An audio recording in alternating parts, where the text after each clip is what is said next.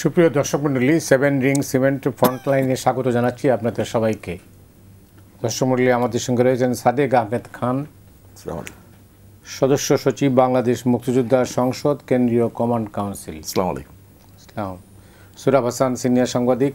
সুরাব ভাই, স্বাগত। আমরা দুজনকে স্বাগত জানাচ্ছি। আজকে অনুষ্ঠানটা আমরা অন্যভাবে সাজিয়েছি। সাদেক হোসেন খোকা একটি নাম এবং একটি ইতিহাস। বীর মুক্তিযোদ্ধা, রাজনীতিবিদ, খেলা পাগল একটা মানুষ। তিনি আমাদের ছেড়ে চলে গেছেন 6 বছর আগে, তাও দেশে নয়, বিদেশের মাটিতে। অসাধারণ একটা মুক্তি ছিলেন।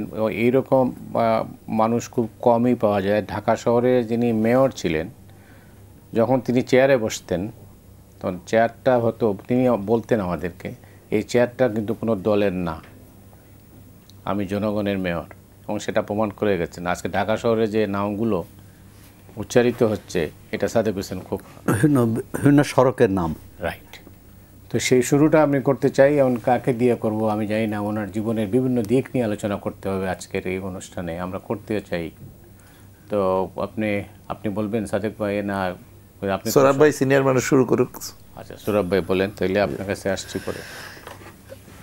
না, প্রথমে সাদেক হোসেন খোকার স্মৃতির প্রতি শ্রদ্ধা জানিয়ে কিছু কথা বলবো। তিনি ঢাকার অবিভক্ত ঢাকার মেয়র ছিলেন এবং সফল মেয়র ছিলেন। তিনি বাংলাদেশ অন্তত সীমিত সামর্থ্যের মধ্য দিয়ে নগর পরিবর্তনের চেষ্টা করেছেন। আর যে যুদ্ধটা তার পূর্বসূরি মোহাম্মদ হানিফ থেকে শুরু হয়েছিল, যে নগর সরকার অর্থাৎ ঢাকা সিটি কর্পোরেশন কেন্দ্রীয় সরকারের রাহমুক্ত হবে, এর উন্নয়ন, এর পরিকল্পনা স্বাধীনভাবে নিতে পারবে। আর ঢাকার উন্নয়ন তো শুধু সিটি কর্পোরেশনের একার কাজ না, এর সাথে অনেকগুলো 37টি নিয়ে কতটি সংস্থা জড়িত, ওয়াসা, পিডিবি ইত্যাদি সহ। সেখানে তাদের একটা সমন্বিত উদ্যোগ। কে উদ্যোগ নেবে? এখন পিডিবি তো ওয়াসার কথা শুনবে না, ওয়াসা পিডিবির কথা শুনবে না, সিটি কর্পোরেশনই হতে পারে এর মূল উদ্যোক্তা। এটি নিয়ে মোহাম্মদ হানিফ তার সরকারের সময়, আওয়ামী লীগ সরকারের সময় লড়াই করেছেন। সাদেক হোসেন খোকা 2 সরকারের সঙ্গেই লড়াই করেছেন। কিন্তু কেন জানি আমাদের আমলাতন্ত্র, এমনকি রাজনৈতিক যে মনস্তত্ত্ব, সেটাও এর বিরোধী। অর্থাৎ স্থানীয় সরকার সংস্থাকে ক্ষমতাবান করতে কোনো সরকারই চায়নি। এই ব্যাপারে একটা অলিখিত ঐক্য আছে, মানে রাজনৈতিকভাবে যত বিরোধ থাকুক। সাদেক হোসেন খোকা, আপনি যথার্থ বলেছেন, একজন বীর মুক্তিযোদ্ধা এবং সাহসী মুক্তিযোদ্ধা। ঢাকা শহরে তিনি 4 বার নির্বাচিত হয়েছেন এবং একবার সাবেক প্রধানমন্ত্রী এবং আওয়ামী লীগ সভানেত্রী শেখ হাসিনাকে হারিয়ে। তার একটি কথা, এই বাংলা ভাষণের কোনো এক অনুষ্ঠানে আমি কথা বলছিলাম, এরপরেই দেখলাম একটি টেলিফোন আসলো বিদেশ থেকে এবং খোকাভাই সেটি করলেন। তা আমার বক্তব্য, তার সমর্থন না সমর্থন, আমার যে একজন সহজ আলোচক ছিলেন, তিনি তার এক সময়ের রাজনৈতিক যোদ্ধা ছিলেন, পরবর্তীকালে তো আর সহযাত্রী ছিলেন না, প্রতিপক্ষই ছিলেন। তিনি শুধু এটাই বললেন, যে তার নাম বলে, যে উনি এটা কী বলছেন, মানে সত্যের সঙ্গে যার কোনো সম্পর্ক নেই। অর্থাৎ রাজনৈতিক নেতারা যেভাবে বলেন, তিনি যদিও ঠিক ওই অর্থে রাজনৈতিক নেতা না, একটি রাজনৈতিক দলের সমর্থক এবং বুদ্ধিজীবী, ঢাকা বিশ্ববিদ্যালয়ের শিক্ষক। তো এই যে অনুভূতি, এবং এটি নিয়ে তিনি যে ক্ষোভ প্রকাশ করছেন তা নয়, তিনি বলছেন যে কোথায় বাস্তবতা কোথায় আর কি বলছেন, এটি একটি। এবং আর যেটি বললেন, যে ঢাকা সিটি কর্পোরেশনের সড়কগুলোর নাম, অধিকাংশ নাম মুক্তিযোদ্ধাদের নামে। এমনকি রাশেদ খান মেনন তো তার দল করেন না। এক সময় হয়তো ছাত্র রাজনীতিতে তারা একসঙ্গে ছিলেন, কিন্তু এই বাংলা মোটর থেকে যে বড় সড়কটি কিন্তু তার নামে। এরকম অনেক মুক্তিযুদ্ধের সব সেক্টর কমান্ডারের নামে সড়ক আছে। তো এটি আমি বলবো যে তার একটা উল্লেখযোগ্য পদক্ষেপ, উল্লেখযোগ্য অবদান। আরেকটি বিষয়, তিনি এই ঢাকা সিটি কর্পোরেশনের যে উন্নয়ন, সড়ক সৌন্দর্য, এটি কিন্তু তিনি বিভিন্ন সংস্থাকে, মানে ব্যবসায়ী প্রতিষ্ঠানকে তাদের সঙ্গে আলোচনা করে তাদের খরচেই এটি করা হয়েছে, এক এক এলাকা ভাগ করে নিয়েছে। এবং তিনি একটি সাক্ষাৎকারে বলেছিলেন যে আমার বা সিটি কর্পোরেশনে 1 পয়সাও খরচ হয়নি এটি। আর যে তার সর্বশেষ যে আবেগঘন যে বক্তব্যটি, সেটা আমার এখনও মনে পড়ে। সেটা যখন সিটি কর্পোরেশন ভাঙ্গা হয়, তিনি তখন সিটি মেয়র, আওয়ামী লীগ সরকারই এটি ভাগ করে। তখন তিনি টেলিভিশনে মানে কান্নাজড়িত কণ্ঠে বলছিলেন যে আমার মেয়র থাকতে হবে না, তবু আপনারা সিটি কর্পোরেশনটাকে ভাগ করেন না। আপনি কি জানেন যে এই ফ্রন্টলাইনের জন্ম তার হাতে? তিনি একদিন আমাকে ডেকে বললেন যে একটা অনুষ্ঠান করতে হবে এবং 1 সপ্তাহের মধ্যে সেই অনুষ্ঠানটা করতে হবে। ঠিক এইরকম সম্পর্ক ছিল আর কি। না, তার সাথে আরেকটি হচ্ছে রাজনৈতিক বিভাজন যতই থাকুক, একটা মানে তার রাজনৈতিক প্রতিপক্ষের সাথে কিভাবে তার শিষ্টাচার, তার সৌজন্যবোধ, এটি, এবং সবাইকে সম্মান দেয়া। আর যে কথাটি বলছিলেন, তার চেয়ারের কথা বলছেন, খোকাবাই কখনো নিজেকে নেতা মনে করেননি। দলীয় কর্মীদের সঙ্গে তার যেরকম সম্পর্ক, অন্য দলের কর্মীদের সঙ্গেও একই রকম সম্পর্ক। এবং সবাই মনে করতেন যে তার তো বাড়ি গোপীবাগ ছিলেন না, এবং সেখানে গোপীবাগ যে ক্লাব, সে ক্লাব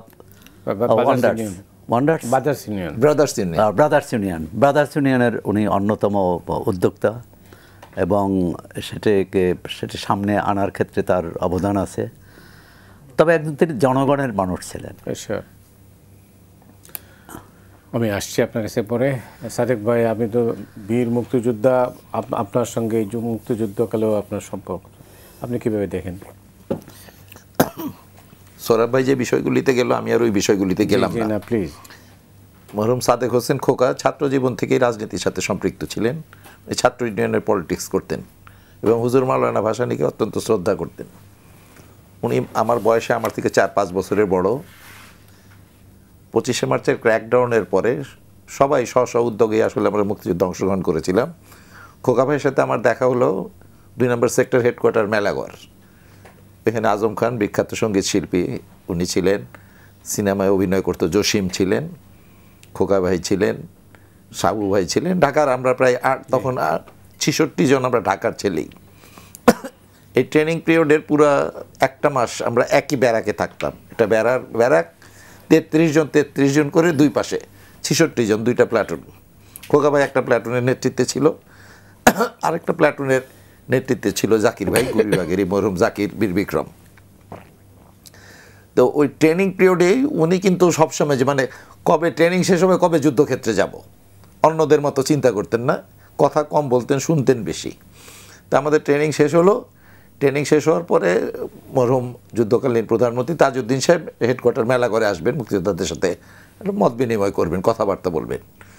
ওই সময় হলো যে ফ্রন্টে 4 বেঙ্গলে কিছু দরকার, সৈন্য দরকার, আমাদের লোকবল কম, এই জন্য স্টুডেন্ট প্ল্যাটুনে কারা যেতে চাও। তাই জাকির ভাই গুবিবাগের, উনি মারা গেছেন যুদ্ধের সময়, শহীদ হয়েছেন। জাকির ভাই বললো যে উনি তাজউদ্দিন সাহেবকে তো সারা জীবনে দেখবই, চলো সুযোগ পাইছি আমরা চলে যাই। তো খোকা ভাই কইতেছিল জাকির একসাথে যাইতাম, যেহেতু অনুষ্ঠানটা আজম গান টান গাবে, আজমরা ঘিরে আমরা অনুষ্ঠানটা সাজাইছি, এটা শেষ করে যাই। দুজন আবার একই এলাকার। খোকা ভাইয়ের বাসা যে ব্রাদার্স ইউনিয়ন ক্লাবটা ঠিক উল্টা দিকে জাকির ভাইদের বাসা ছিল।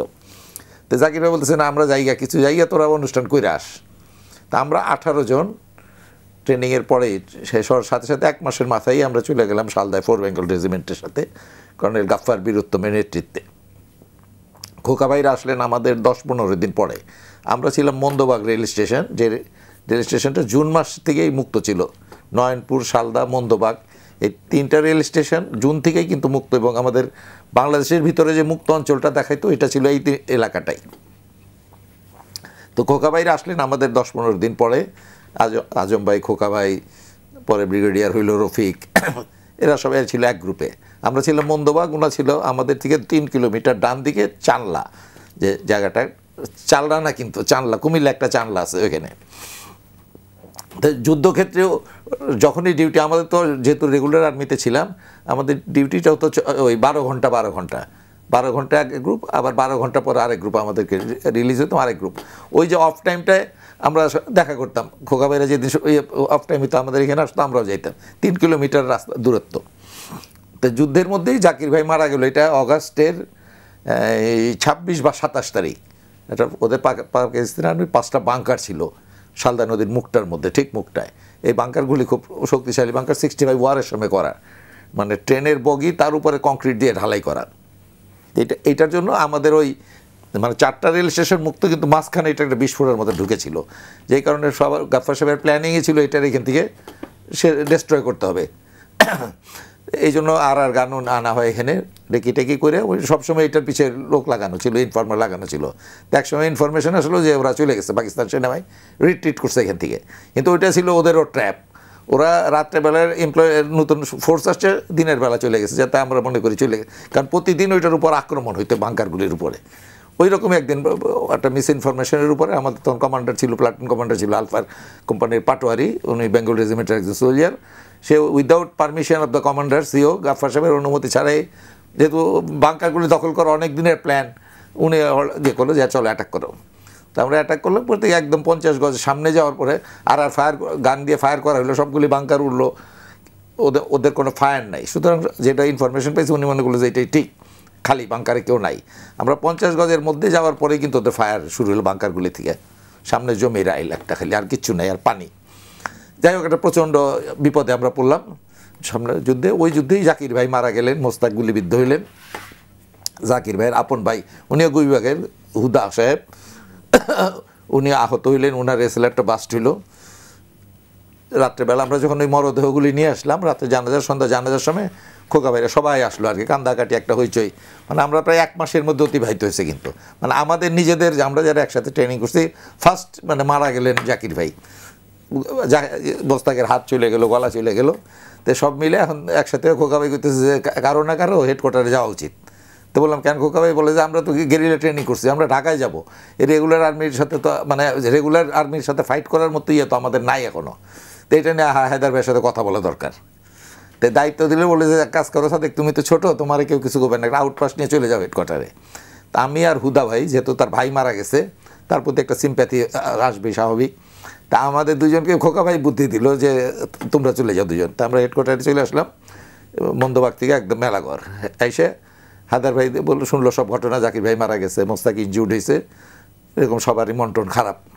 হায়দার বললো ঠিক আছে, তোমাদের আর যাওয়ার দরকার নেই, থাকো। তো উনি গাফফার সাহেবের সাথে যোগাযোগ করলেন। তখন তো আর এই মোবাইলের যুগ নেই, তার যেই ইসের মাধ্যমে যোগাযোগ করে যে স্টুডেন্ট প্লাটুনের ছেলেগুলিরে পাঠায় দাও। কারণ এর মধ্যে ধরেন ঢাকা শহর তখন তো এটা হলো সেপ্টেম্বর মাসের প্রথম দিকে আর কি, ঢাকায় তো তোমার কোনো যুদ্ধ কিচ্ছুই নাই। তো উনার প্ল্যানটা হইলো তোমরা সবাই ঢাকার ছিলাম, আমরা 66 জনে কিন্তু ঢাকার ছিলাম শহরের। বলে যে তোমরা সব ঢাকা যাবা, এখন ঢাকায় গিয়ে তো তোমাকে গেরিলা ফাইটের থেকে তোমরা তো ফ্রন্ট ফাইট করে আসতে একটা অভিজ্ঞতা হয়েছে, এটা তো ইজি তোমাদের জন্য, হিট অ্যান্ড রান, ঢাকায় যাও। এই খোকা ভাইরা আসলো, আমি আসলাম আরেকজনের সাথে, উনি নাজমুল কবির যুদ্ধকালীন কমান্ডার ছিল, রমনা থানা কমান্ডার ছিল, আর খোকা ভাইরা আসলো আরেক গ্রুপ, 2টা গ্রুপ। আমরা খোকা ভাইদের 4-5 দিন আগে আসলাম। আমরা এসে ইয়ে করলাম শেখের জায়গা, ঢাকার পূর্বাঞ্চলে। খোকা ভাইরা আমাদের থেকে আধা কিলোমিটার দূরে নাগদার পারে প্রথম ক্যাম্পটা করলো। আচ্ছা যাই হোক, এটা যুদ্ধের ঘটনা। খোকা ভাই স্বাধীনতা উত্তর উনি কিন্তু প্রথম জড়াইলেন মুক্তিযোদ্ধা সংসদের, উনি ভাইস চেয়ারম্যান ছিলেন। তখন মাহফুজুর রহমান সাহেব চেয়ারম্যান ছিলেন, সেক্রেটারি জেনারেল ছিলেন মেজবাউদ্দিন সাবু। ওনাদের হাত দিয়ে আসলে মুক্তিযোদ্ধা সংসদ বিকশিত হয়। এবং খোকা ভাই মুক্তিযোদ্ধা সংসদ থেকে বেরিয়ে এসে প্রায় 3-4 বছর ব্রাদার্স ইউনিয়ন ক্লাব নিয়েই জড়িত ছিলেন। এবং ব্রাদার্স ইউনিয়ন ক্লাবটাকে এই পর্যায়ে নিতে উনি মামলা খাইছেন, বিভিন্ন প্রতিকূলতাকে উনি ওভারকাম করছেন। এবং ওনার নেতৃত্বেই কিন্তু ব্রাদার্স ইউনিয়ন ক্লাবটা মানে ঢাকার গলির ক্লাবের মধ্যে সবচেয়ে ভালো একটা ক্লাব হিসেবে ফার্স্ট ডিভিশন লিগে গেল, হইল, ওনার চ্যাম্পিয়ন হইল। তারপরে আবার খোকা ভাই, এটা আমার মনে হয় যে মাহফুজ ভাইয়ের ছিল, ভাবি ছিলেন জাহানারা বেগম, ওনার মাধ্যমে উনি বিএনপিতে যোগ দিলেন। সক্রিয়ভাবে। এবং বিএনপিতে যোগ দেওয়ার আগে আমরা যারা ওনার সহকর্মী ছোট ভাই একসাথে যুদ্ধ সবাইকে কিন্তু উনি জানাইছে যে আমি সক্রিয়ভাবে বিএনপি রাজনীতিতে যাইতে চাইতেছি। তো উনি গেলেন এবং নমিনেশন পাবেন কিনা ঠিক ছিল না, নমিনেশন পেলেন। এবং ভাই যেটা বলছে সোহরাব ভাই, যে উনি একটা অবিশ্বাস্য ঘটনা ঘটলো যে শেখ হাসিনা প্রাইম মিনিস্টার, তার কাছে প্রায় 30,000 ভোটে পরাজিত হলেন। মানে তার অ্যাকসেপ্টেন্সের বিষয়টা বলি, যে খুব অল্প দিনের রাজনীতিতে বিএনপির পলিটিক্সে খুব অল্প সময়ে সবচেয়ে বড় ইয়েটাই হলো, পরাজয়টা হলো শেখ হাসিনার খোকা ভাইয়ের কাছে। এবং খোকা ভাই যেটা বলছেন, খোকা ভাই রাজনীতিবিদ থেকে বেশি ছিল সাধারণ মানুষের বন্ধু। এবং খোকা ভাই দেখেন, উনি মেয়র হওয়ার পরে প্রথম মুক্তিযোদ্ধাদেরকে নিয়ে ইয়ে করবো আমরা 16 ডিসেম্বর, একটা দিন অন্তপক্ষে সবাই একসাথে হব 2 নম্বর সেক্টরের, উনি যেহেতু 2 নম্বর সেক্টর ছিল। তা আমরা তাকে পরামর্শ দিলাম যে খোকা ভাই আপনি যেহেতু ঢাকার মেয়র, 2 নম্বর সেক্টর ঢাকায় বসবাসরত মুক্তিযোদ্ধা সবাইকে ইয়ে করেন। বলে আমি তো এগুলি ঠিকানা জানি না। তা আমরা তখন একটা সংগঠন করতাম, ইশতিয়াক আজিজ উলফাতার আমি, মুক্তিযোদ্ধা গণপরিষদ। আমাদের প্রায় 1800 মুক্তিযোদ্ধাদের ফোন নাম্বার যোগাযোগ ছিল। তা আমি বললাম আমাদের কাছে কিন্তু বলে যেগুলি নিয়ে আসো। এবং উনি বৈশা এই সমস্ত লোকগুলিকে নিয়ে, এবং প্রত্যেক 16 ডিসেম্বর খোকা ভাই যে কয়েকদিন বাইচা ছিল পক্ষে, পুনর্মিলনটা হইতো আসলে মুক্তিযোদ্ধাদের পুনর্মিলন হইতো।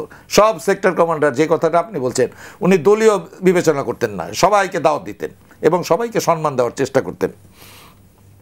এবং খোকা ভাইয়ের মৃত্যুটা দেখেন, উনি ক্যান্সারে আক্রান্ত, বারবার তাকে আসতে দেওয়া হইল না। এবং উনি যখন মারা গেলেন, মানে আমরা অন্তত পক্ষে ওনার যারা সাথে খুব কাছে ছিলাম, আমরা খুব ফিল করলাম যে এরকম একটা লোক ক্যান্সার আক্রান্ত মারা যাবে, তারা দেশে আসতে দিতেছে না। যাই হোক, উনি আল্লাহ ওনাকে নিয়ে গেলেন।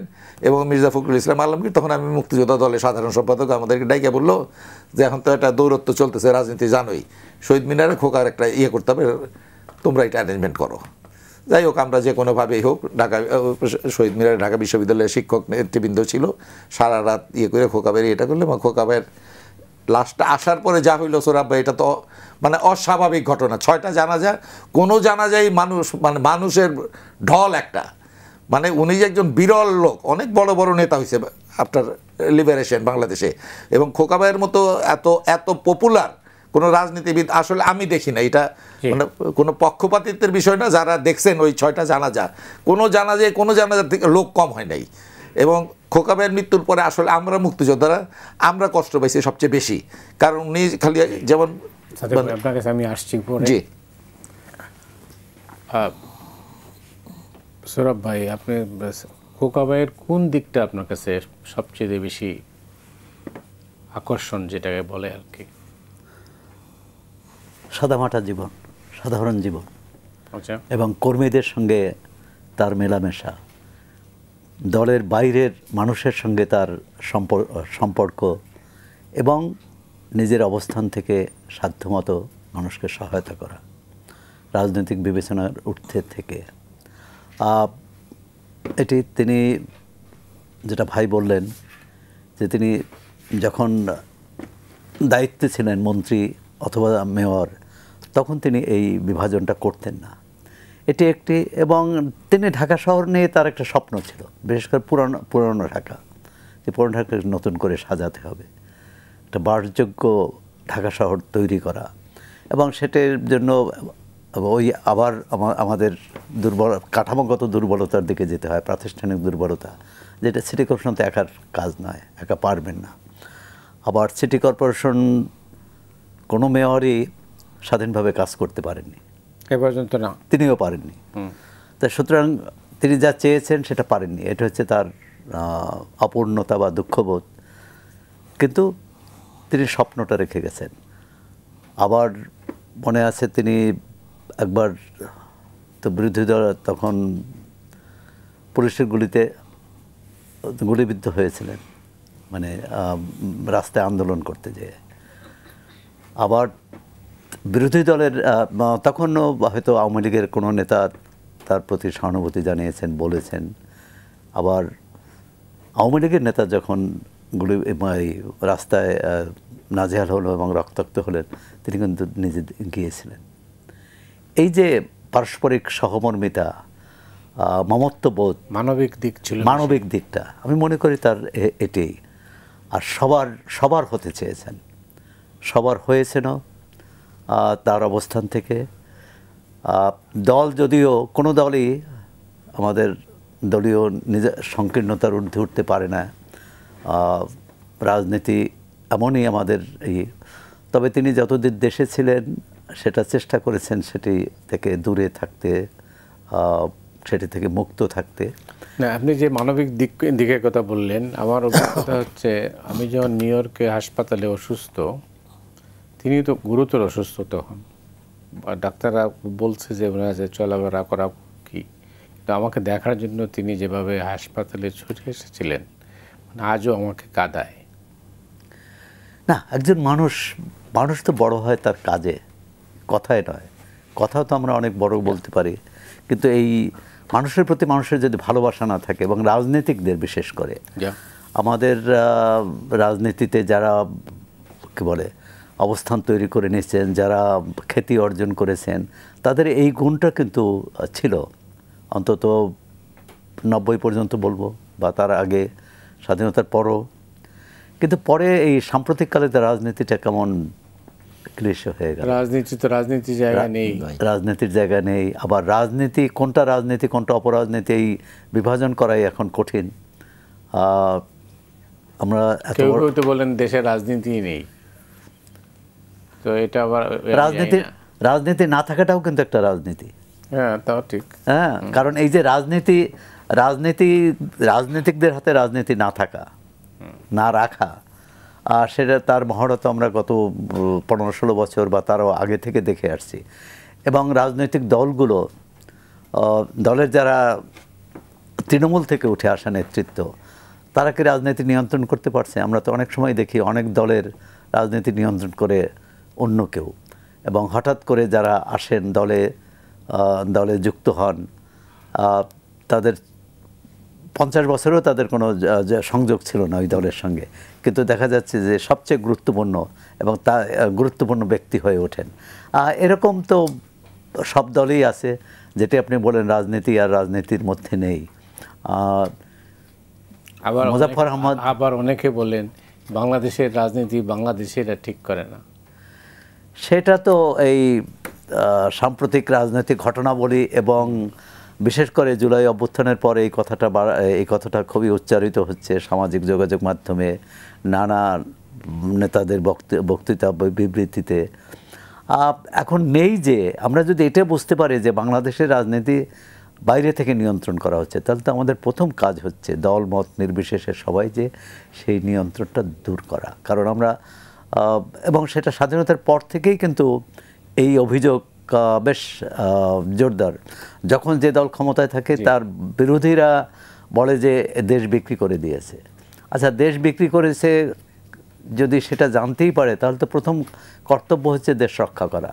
এখন আমরা কি দেশ রক্ষা করতে চাই?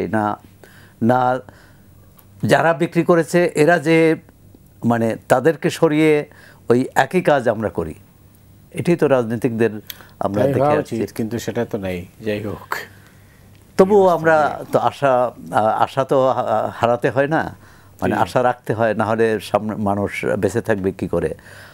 দেখুন, এই যে জুলাই 24-এর এত বড় গণ অভ্যুত্থানে এত মানুষের প্রাণত্যাগ, জীবনদান, আর তারপর পরিবর্তনটা আমরা কি দেখলাম? রাজনীতিতে মৌলিক কোনো পরিবর্তন হয়েছে? এত সংস্কারের কথা হচ্ছে, অর্থনৈতিক ক্ষেত্রে কি সংস্কার হয়েছে? ব্যবসা বাণিজ্য, রাষ্ট্রীয় সম্পদ সুরক্ষার ক্ষেত্রে কি পরিবর্তন হয়েছে? কি নীতি গ্রহণ করা হয়েছে যাতে মানুষ আশা করতে পারে? আমরা যে রাজনীতি নিয়ে এই যে সংস্কার কমিশন, ওই জাতীয় ঐকমত্য কমিশন, এবং 8 মাস ধরে আলোচনা করেও একটা সুরাহা করা গেল না যে নির্বাচনটি কীভাবে হবে, গণভোট কবে হবে। আর সুতরাং তারপরেও বলবো যে এক ধরনের নির্বাচনী হাওয়া তো বইছে, এবং বিএনপি সর্বশেষ যে প্রার্থী তালিকা ঘোষণা করেছে এটা নিয়ে তর্ক বিতর্ক হতে পারে, কিন্তু তারা যে নির্বাচনমুখী বা নির্বাচনে আগ্রহী আর সেটা প্রমাণ করছে। এর আগে জামাত ইসলামেও অনানুষ্ঠানিকভাবে প্রার্থীদের নাম ঘোষণা করেছে, আর সেখানেও কোথাও কোথাও একটু অভিযোগও আছে যে এই যে বিএনপির প্রার্থী তালিকার ক্ষেত্রে যারা দীর্ঘদিন জেল জুলুমের শিকার হয়েছেন, যারা বিগত সরকারের নানাভাবে নিগৃহীত হয়েছেন সরকারের দ্বারা, তাদের সবার ক্ষেত্রে মূল্যায়ন করা হয়েছে কিনা, সবাই সেই তার যে সম্মান পাওয়ার কথা, তার যে কাজের যে স্বীকৃতি পাওয়ার কথা সেটা পেয়েছেন কিনা। আবার যদি অন্য দিক থেকে বলি যে এক ধরনের পেয়েছে, কারণ বিএনপি বা আওয়ামী লীগের মতো এত বড় দল যেখানে বেশিরভাগ আসনেই একাধিক যোগ্য প্রার্থী, একাধিক অভিজ্ঞ প্রার্থী থাকেন, একাধিক না 3, 4, 5, 6, কিন্তু বেছে নিতে হবে একজনকে, এবং 2-3টি জায়গায় বিচ্ছিন্ন ঘটনা ছাড়া বড় কোনো ঘটনা ঘটেনি।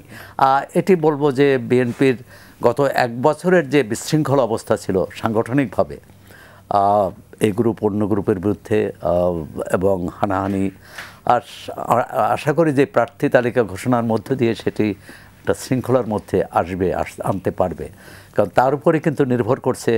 এবার নিশ্চয়ই লক্ষ্য করেছেন যে মনোনয়ন ফর্ম কিন্তু বিক্রি হয়নি, কোনো ইন্টারভিউ হয়নি, তাইলে কীভাবে মনোনয়নটা চূড়ান্ত করা হলো? নিশ্চয়ই এর পিছনে রহস্য আছে। না, রহস্য কি, দলীয় সূত্রে যেটা বলা হয়েছে যে তারা প্রতিটি আসনে 300 আসনেই তারা জরিপ করেছে আর জনপ্রিয়তা যাচাই করেছে। আরেকটি ভরসা এবার দলীয়ভাবে না, অন্যরা করেছে, অন্যদের দিয়ে দল করিয়েছে।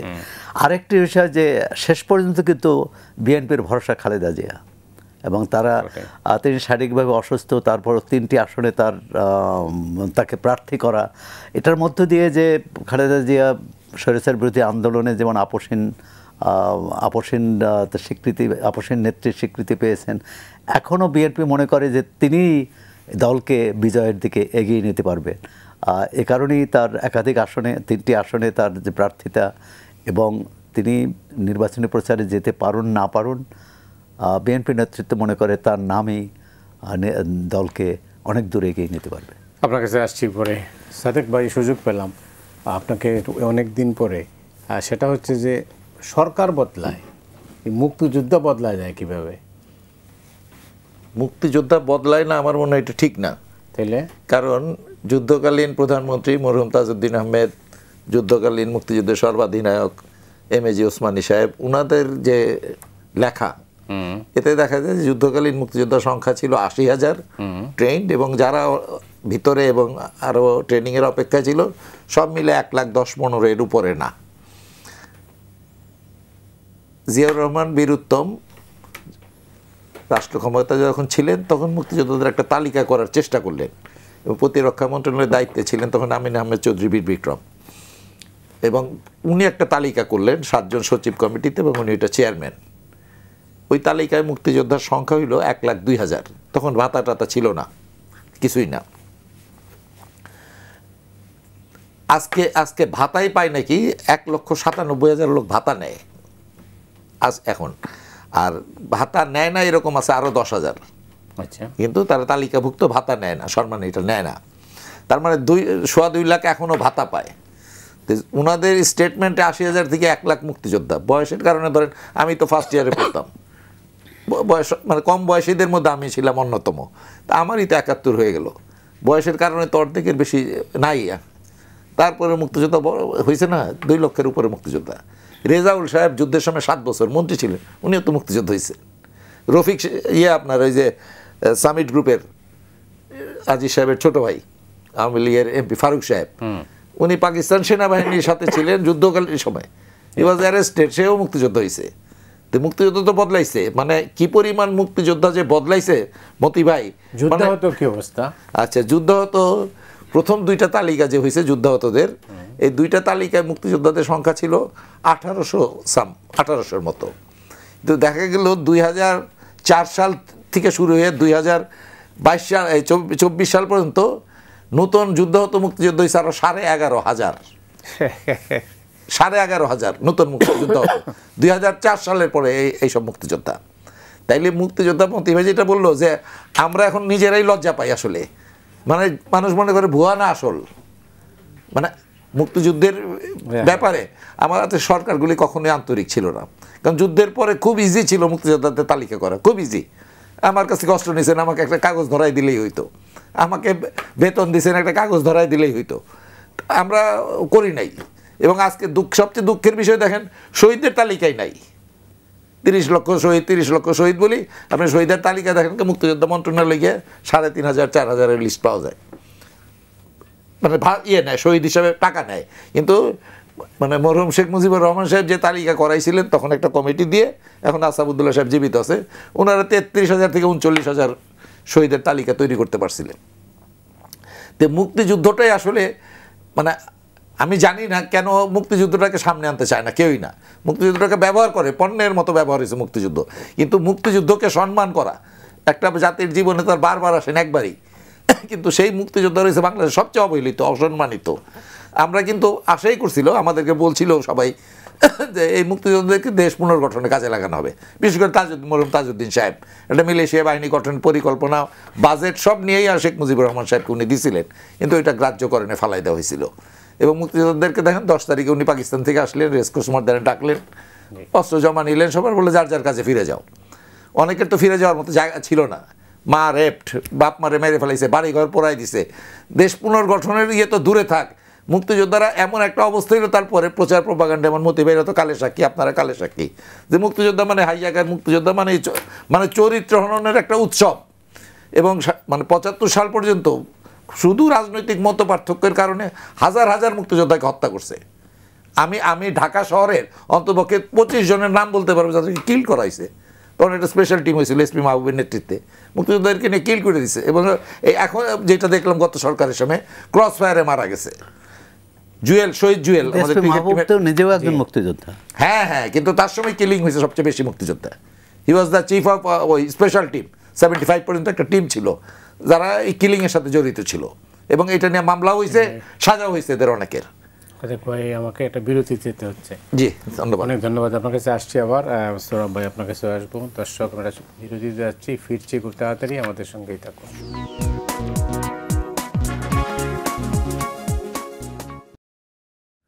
সুপ্রিয় দর্শক মণ্ডলী, 7 রিং সিমেন্ট ফ্রন্ট লাইনে আপনাদেরকে আবারও স্বাগত জানাচ্ছি। আমাদের সঙ্গে রয়েছেন সোহরাব হাসান, সাদেক আহমেদ খান, দুজনকে আবারও স্বাগত। সোহরাব ভাই, যেটা নিয়ে আমরা শুনছিলাম, এই সার্টিফিকেট নিয়ে, মুক্তিযুদ্ধ সার্টিফিকেট নিয়ে অসংখ্য বহু আলোচনা হয়েছে, আলোচনার শেষ নেই এবং এটার সমাধানও নেই, জবাবদিহিতা নেই আর কি। জবাবদিহিতা আসলে কোনো ক্ষেত্রেই নেই। জবাবদিহিতা কীভাবে নিশ্চিত করা যায়? নেই বলেই তো এই অবস্থার পরিবর্তন হয়, নেই বলেই তো বারবার গণ অভ্যুত্থান হয়, নেই বলেই তো গণতন্ত্র কাজ করে না, এবং আমরা গণতান্ত্রিকভাবে নির্বাচিত হই, কিন্তু নির্বাচিত হওয়ার পরে আর গণতান্ত্রিক থাকি না। নাহলে 90-এর গণ অভ্যুত্থানের পর তো ধারণা করা গিয়েছিল, আশা করা গিয়েছিল যে একটা গণতান্ত্রিকভাবে দেশ পরিচালিত হবে, জবাবদিহির মধ্যে আসবে, ন্যায় নীতি অনুসরণ করবে রাষ্ট্রের যারা পরিচালক, রাষ্ট্রের যারা নীতি নির্ধারক তারা। একটা এখানে রাজনৈতিক নেতৃত্বের দুর্বলতা, আমলাতন্ত্রের দৌরাত্ম্য, এবং সব মিলে মূল্যবোধের সংকট, মূল্যবোধের অবক্ষয়। বিচ্ছিন্নভাবে কিন্তু একটি প্রতিষ্ঠানকে একেবারে সর্বাঙ্গ সুন্দর করা যাবে না। সামগ্রিকভাবে যদি আমরা সেটি না দেখি, আপনারা এই যে জুলাই অভ্যুত্থানের পর মানুষের আশাটা কোথায়, হিমালয় পর্যন্ত চলে গেছে, যে হিমালয়ের উচ্চতায়, যে বাংলাদেশে আর কোনো অন্যায়, দুর্নীতি আর কোনো থাকবে না। কিন্তু আমরা কাঠামোগত রাষ্ট্রীয় পর্যায়ে কোনো পরিবর্তন দেখছি? হ্যাঁ, তো এই যে পরিবর্তন না দেখাটা, এখন জবাবদিহিটা কে আদায় করবে? জবাবদিহি আদায় করবে যারা রাষ্ট্র ক্ষমতায় আছেন, যে যার অবস্থান থেকে। আমরা আবার যে যার অবস্থান থেকে প্রথমত হচ্ছে যোগ্য লোককে যোগ্য জায়গায় দেয়া, আর সেই যোগ্যতা সে ন্যায্যতা অনুযায়ী তার কাজ করে, ন্যায্যতার ভিত্তিতে কাজ করা। এগুলো যদি হয় প্রতিটি ক্ষেত্রে কিন্তু এটা সম্ভব। তাহলে ধরেন ব্র্যাকের মতো প্রতিষ্ঠান কী করে তৈরি হলো?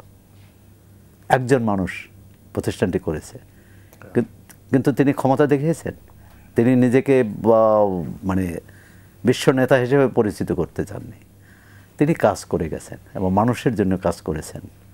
সেই দিরাইশাল্লার সেই হাওর অঞ্চল থেকে শুরু করে পুরো বাংলাদেশে এক ধরনের পরিবর্তন করেছে, এবং 36টা দেশে তা এই ব্র্যাক কাজ করেছে। তো এরকম স্বপ্নিক মানুষ দরকার, আর স্বপ্নটা পূরণ করার জন্যে একটা বাহিনী দরকার, সেটা তো আমাদের মধ্যে নেই। আমি আসছি আপনার কাছে পরে। সাদেক ভাই, 1971 সনে মহান মুক্তিযুদ্ধে আপনি অংশ নিয়েছিলেন, বেঁচে থাকবেন কি থাকবেন না এটাও চিন্তা করেননি, কিন্তু একটা স্বপ্ন দেখেছিলেন। সেই স্বপ্নটা কি ছিল? আমরা যে বৈষম্যের শিকার ছিলাম, পাকিস্তান, পশ্চিম পাকিস্তানের দ্বারা শোষিত ছিলাম, এবং আমাদের যারা এই অঞ্চলের মানুষ যতই লেখাপড়া জানুক, চাকরি বাকরি সব ক্ষেত্রে একটা বৈষম্য ছিল। আমার বাবা 25 সালে গ্র্যাজুয়েশন করছে, তারপরে উনি আপার ডিভিশন ক্লার্ক, 25 সালে গ্র্যাজুয়েশন করে, এবং অল অ্যালোন সে এন্ট্রান্সও ফার্স্ট ক্লাস ছিল। বাবার কথা বললাম, এরকম সবারই আর কি। আমরা কিন্তু মনে করছিলাম যে যুদ্ধের পরে এই বৈষম্যটার অবসান হবে, আমরা একটা আত্মমর্যাদাশীল জাতি হিসেবে পৃথিবীর সামনে দাঁড়াবো। কারণ যুদ্ধ করে দেশ স্বাধীন তো খুব কম দেশ হয়েছে এইভাবে আমাদের মতো রক্তাক্ত যুদ্ধের মধ্যে দিয়ে, একদম মানে অস্ত্রহীন লাঠি সোটা দিয়ে লড়াই শুরু করে সেই লড়াই আমরা রক্তাক্ত লড়াই নিয়ে গেলাম, এবং একটা ঘুমন্ত জাতি হঠাৎ করে যোদ্ধায় পরিণত হইল। এটা তো একটা বিরাট মানুষের মনোজগতে একটা বিরাট পরিবর্তন। এবং আমরা কিন্তু খুবই আশাবাদী ছিলাম যে অন্ততপক্ষে একটা আত্মমর্যাদাশীল জাতি, আমরা রাষ্ট্রের কাছে সম্মান পাবো এবং রাষ্ট্র মেরামতে আমরা কাজে লাগবো। কিন্তু খুব অল্প সময় কিন্তু আমাদের স্বপ্ন ভঙ্গ হইল। দেখলাম 16 তারিখ দেশ স্বাধীন হলো, 17-18 তারিখ থেকেই দেখলাম অনেক মুক্তিযোদ্ধা। ঢাকা শহর তখন ছোট্ট, গুলিস্তানে কামান দেখতে মানুষ যাইতো, এত ছোট ঢাকা শহর। দেখলাম এত মুক্তিযোদ্ধা সব রাইফেল নিয়ে জিপ নিয়ে ঘুরতেছে। দেখা গেলো ওই 16 তারিখে রাজাকার আলবদরদের আর্মস ফালাই গেছে, এইটা নিয়ে বিশাল এক মুক্তিযোদ্ধার বহর হয়ে গেলো, যাদেরকে আমরা তখন বলতাম 16 বেঙ্গল। এটা কথায় কথায় ছিল 16 বেঙ্গল, ষোড়শ বাহিনী, মানে 16 তারিখের পরে এরা সব মুক্তিযোদ্ধা হয়ে গেল। এবং যে সরকার দায়িত্ব ক্ষমতায় আসলেন, তারা যেহেতু, আমি একজনও করে নাই বলবো না, কিন্তু নেতৃত্ব পর্যায়ে কেউ যুদ্ধে অংশগ্রহণ করেন নাই, একজনও না। বলতে পারেন মায়া তখন ছাত্র ইউনিয়ন করতো, যুদ্ধ করছে আনডাউটেডলি, আমাদের দোস্তগির যুদ্ধ করছে আনডাউটেডলি, কিন্তু কেউ তখন আওয়ামী লীগের নেতা না। কিন্তু আওয়ামী লীগের কোনো একজন নেতা, আমি যেখানে ট্রেনিং করছি হেডকোয়ার্টার ঢাকা, নোয়াখালী, ফরিদপুর, কুমিল্লার মানুষ, আমরা একজন আওয়ামী লীগের নেতারও কিন্তু যুদ্ধক্ষেত্রে পাই নাই, একজন কেউ না, নট এ সিঙ্গেল ওয়ান। যেই কারণে মনে হয় যে যুদ্ধের প্রতি তাদের একটা অনীহা ছিল, এবং যোদ্ধাদের স্বীকৃতি দেওয়ার ব্যাপারেও তাদের একটা অনীহা ছিল, অথবা কার্পণ্যবোধ ছিল, অথবা নিজেদের মানে জাহির করার কিছু নাই দেখেই হয়তো তারা এটাকে ওইভাবে দেখেন। দেখেন এই যে মুজিবনগর সরকার হইলো, শেখ মুজিবুর রহমান 75 সাল পর্যন্ত বাইচে হইলো, একবারও দেখতে যায়নি ওইখানে, একবারও না, কোনো দিন যায়নি। তো এই রাষ্ট্র যদি এইসব জিনিস না দেখে, তাইলে আপনি ব্যক্তিগত পর্যায়ে এটা অসম্ভব। এবং মুক্তিযুদ্ধের পরেই কিন্তু স্বপ্নভঙ্গ হইল আমাদের, মানে আমাদের তো চরিত্র হনন হইলই। আর দেখলাম মানে মুক্তিযোদ্ধার নামে এরা যা করলো, অল্প কিছু লোক টিসিবির ইয়ে থেকে রেশন কার্ড 1200-1400 করে রেশন কার্ড, এই টিসিবির দুধ, এই লুণ্ঠন, এবং এটার প্রতিবাদ যারা করছে তাদেরকেই কিন্তু তারা আজকে, তখন হয়তো ওইভাবে প্রকাশিত হয়নি কারণ মিডিয়াও এত স্ট্রং ছিল না, তখনও কিন্তু এই হত্যা গুম খুম হয়েছে। আমাদের এই জাতীয় দলের ক্রিকেটার জুয়েল ভাই শহীদ 71 সালে, তার ছোট ভাই ছিল রয়্যাল, কোনো পলিটিক্স করতো না, এই ছেলেটারে হোটেল থেকে ধরে নিয়ে কিল করে দেওয়া হয়েছে, এবং পরের দিন পত্রিকায় দিছে পুলিশের সাথে গোলাগুলি করে মারা গেছে। তো এইরকম অজস্র ঘটনা তখন ঘটছে। তাই মুক্তিযোদ্ধাদের সম্মান যেখানে প্রাপ্য ছিল, সম্মান তো দেয় নাই, অসম্মানের চরম। এবং আপনি সোহরাব ভাই যে কথাটা একটু আগে আমরা আলাপ করতেছিলাম, যে যারা পাকিস্তানে ছিল তাদেরকে দেশেই না, আবার আর্মিতে রিহ্যাবিলিটেট করা হলো। দেখা গেলো একটা মনস্তাত্ত্বিক লড়াই এদের মধ্যে শুরু হইলো। আপনি যে কথাটা বললেন, সেনাবাহিনীতে একদিনের সিনিয়র হইলো কিন্তু সিনিয়র স্যার বলতে হয়, তখন জুনিয়র একটা অফিসার যখন তার বস হয় তার তো মনস্তাত্ত্বিকভাবে লাগেই। আমাদের দেখেন যুদ্ধের পরেই যা হলো, জিয়াউর রহমান সাহেব ছিল সিনিয়র মোস্ট, স্বাধীনতা ঘোষণাও করলেন, সম্মুখ থেকে যুদ্ধের নেতৃত্বও দিলেন, তাকে কিন্তু সেনাবাহিনীর প্রধান করা হয় নাই, করা হইল শফিউল্লাহকে।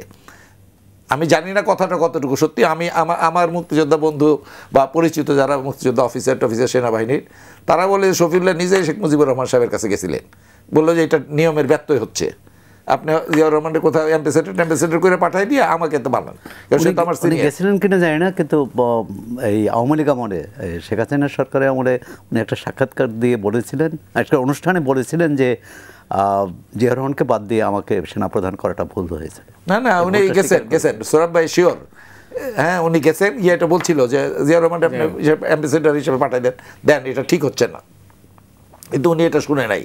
মানে দলীয় আনুগত্যটাকে উনি অনেক বেশি প্রাধান্য দিছে, এবং উনি পাকিস্তান থেকে আসলেন যেদিন, মতি ভাই আছেন, আমি একজন সিনিয়র সাংবাদিকের কাছ থেকে শুনছি উনি সেই প্লেনে ছিলেন। উনি প্লেন থেকে নেমে তাজউদ্দিন সাহেব যখন কাঁদতেছিল, উনি প্রথম কথাটা নাকি বলছিল যে পাকিস্তানটা ভেঙে ফেললি তাজু। আমি যার কাছ থেকে শুনছি, আমি তাকে খুব বিশ্বাস করি, সম্মান করি, উনি দুনিয়াতে নাই।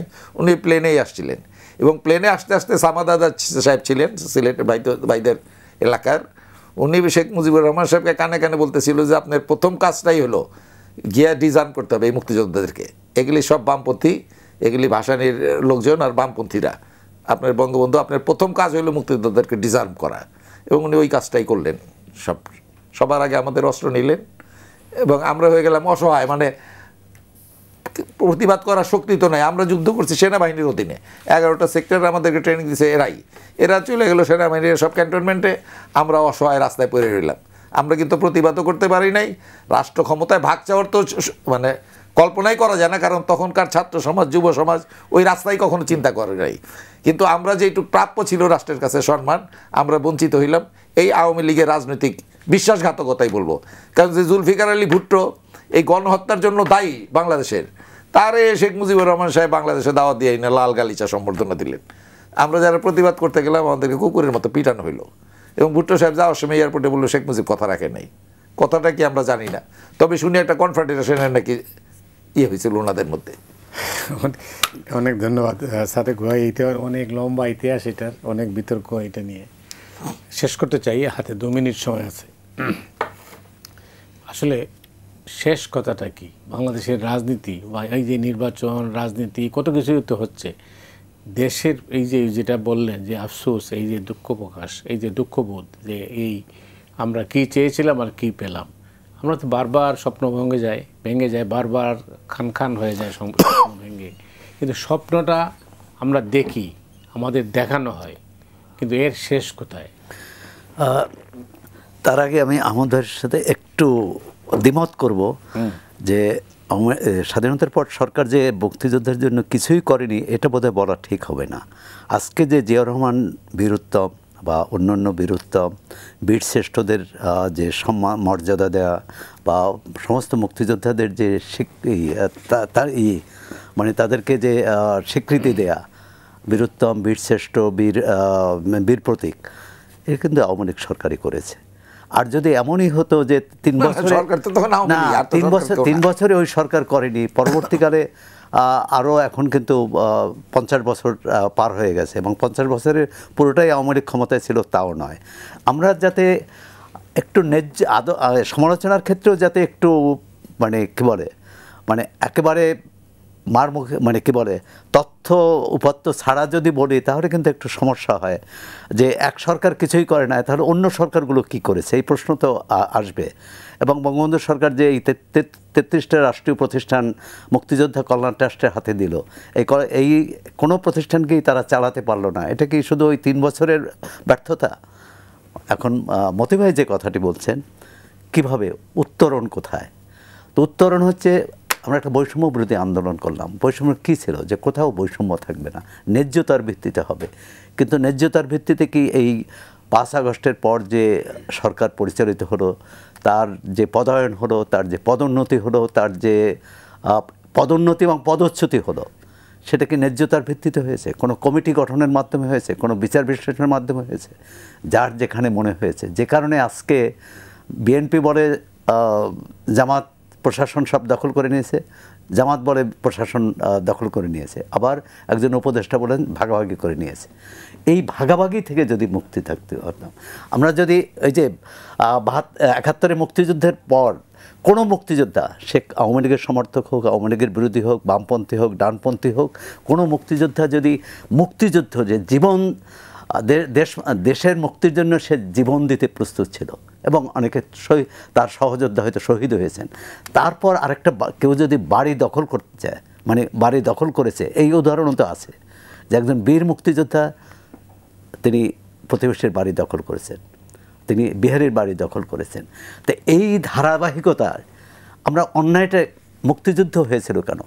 ন্যায়ের জন্যে, অন্যায়ের বিরুদ্ধে। সেই ন্যায় আমরা প্রতিষ্ঠা করতে পারিনি 54 বছর ধরে। এমনকি জুলাই অভ্যুত্থানের পরেও আমরা সব ক্ষেত্রে প্রশাসন, আইনশৃঙ্খলা রক্ষাকারী বাহিনী বা অন্য শিক্ষা প্রতিষ্ঠান এবং শিক্ষা কোনো অবস্থায় অন্য ক্ষেত্রে কিছু পরিবর্তন হলেও শিক্ষায় তো কোনো পরিবর্তন মানে অধোগতি হয়েছে, যেটা পরিকল্পনা উপদেষ্টা বলছেন শিক্ষার অবস্থা এতই খারাপ যেটা কমিশন করেও হবে না। তো এই যে আমরা ধীরে ধীরে এত জায়গায় নিয়েছি, এমনকি সামনের পথরেখা তৈরি করার জন্যে যে জাতীয় ঐকমত্য কমিশন হলো, একটি জুলাই সনদ হলো, জুলাই সনদের ভিত্তিতে যদি আমরা রাষ্ট্রটা পরিচালনা করতে পারি ভবিষ্যতে, তাহলে একটা গণতান্ত্রিক রাষ্ট্র পাবো বলে আশা করি। কিন্তু এটা নিয়েও কিন্তু একমত হতে পারছি না। তাই এই যে আমাদের সব ক্ষেত্রেই যে দ্বিমত, আমি মনে করি এটা একটা বড়ই যে আমার সঙ্গে না মিললেই আমি বিরোধিতা করব, রাস্তায় নামবো এবং প্রতিবাদ করব, এই মানসিকতা থেকে বেরিয়ে আসতে হবে। সৌরভ ভাই, আপনাকে অনেক ধন্যবাদ। হাতে সময় নেই, না হলে হয়তো আপনার বক্তব্য আরও বেশি শোনা যেত, কারণ এটা আপনার খুব ইন্টারেস্টিং পয়েন্ট যেটা তুলছিলেন, যে এরা এই মতপার্থক্য থাকবে, মতভেদ থাকবে, কিন্তু একটা জায়গায় তো আমাদের পৌঁছাইতে হবে, সেটাই আমরা পৌঁছাইতে পারি নাই। সাদেক ভাই, আপনার জবাব দেওয়ার আমি বুঝতেছিলাম যে আপনি বলতে চান, কিন্তু এখন হাতে সময় নেই। 1 মিনিট বলি, খালি 30 সেকেন্ড। সৌরভ ভাই যে কথাটা বললাম, আমি এদের বলি কিছুই করে নাই বলি নাই, 1 নাম্বার।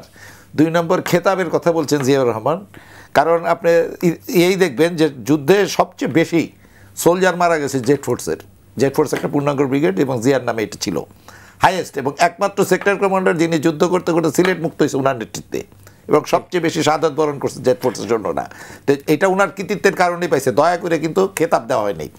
উনি খেতাব দিতে গিয়ে দেখছে সবচেয়ে বেশি কৃতিত্ব যারা, তাদের কিন্তু খেতাব দিছে, দলমত বাসে না, এই ব্যাপারে আমার কোনো সন্দেহ নাই। কিন্তু যেটা বলছেন এটা কোনো পুরস্কার না, এটা তাদের প্রাপ্য সম্মানটাই ওনাকে। অনেক ধন্যবাদ সাদেক আহমেদ খান আপনাকে। দর্শক মণ্ডলী, আপনারা যারা এই অনুষ্ঠান দেখলেন, আপনাদের সবাইকে ধন্যবাদ জানিয়ে আজকের মতো এখানেই বিদায় নিচ্ছি।